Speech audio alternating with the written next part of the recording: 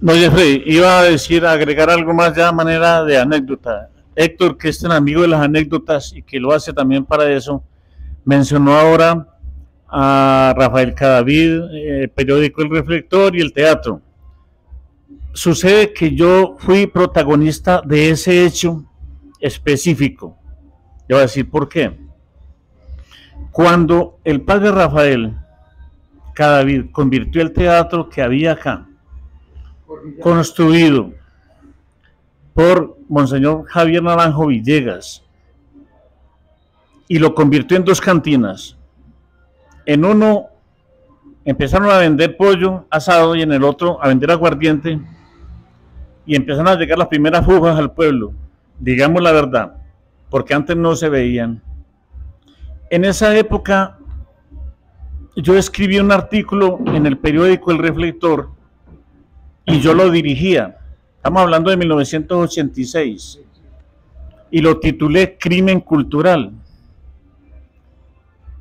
Hice toda la narración o la protesta social porque se había pasado de un recinto que le servía a la gente para expresión cultural a un asunto simplemente comercial, buscando platica, simplemente comercial.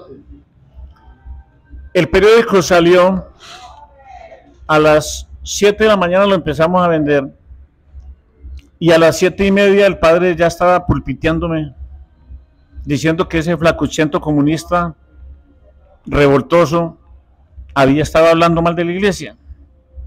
Y entonces se fue inmediatamente uno de los grandes fanáticos de acá, fanático religioso, Mauro Betancourt, y me vio subir con los periódicos y se me fue arrimando. Usted es el comunista tal. A mí me dio miedo, yo era muy joven, y se fue como esculcando aquí en el bolsillo. Y dije, yo voy a sacar un cuchillo y me va a chuzar. Sí, sí. Y entonces me va a chuzar y yo salí corriendo, pero yo era más ágil que él.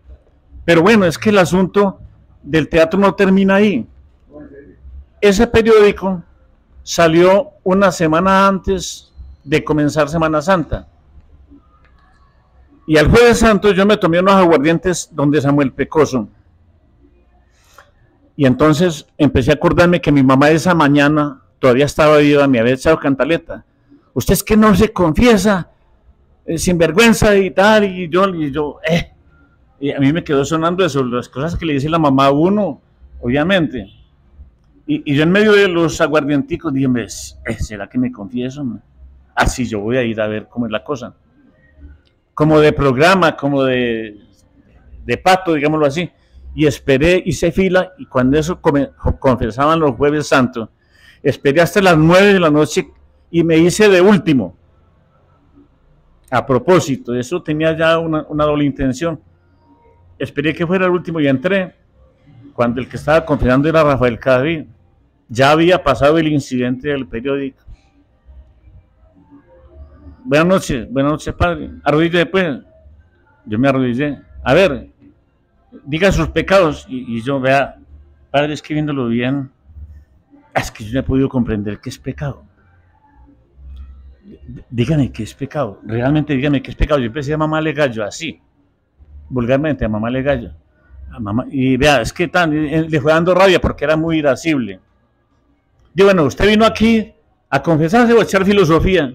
Dije, no, padre, no, yo vine a confesarme, pero es que, ¿sabe cuál es el único pecado que yo tengo realmente? Es que yo no creo en ustedes, en personas como usted, curas como usted, que fueron capaces de convertir el teatro en dos cantinas. Volví y las eché. Y cuando yo le dije eso, ahí sí le dio rabia con todas las y sacó la mano. Y como yo estaba arrodillado, pues claro que yo me agaché y la mano sonó, pero tiró fue a pegarme. La mano sonó en ese confesionario a las 9 de la noche, 9:30 de la noche, eso solo, un escándalo. Y él que hace eso, y yo que salgo pitado, corriendo, mejor dicho, eso hace que yo no volví a ver, pues obviamente en esos días no me volví a dejar ver porque yo, conociendo el terreno que estaba pisando, me echaba todos esos fanáticos y todos esos merenderos, todos rezanderos encima y me mataban. De verdad que... No, no, pues por Dios. Ya sería recogida.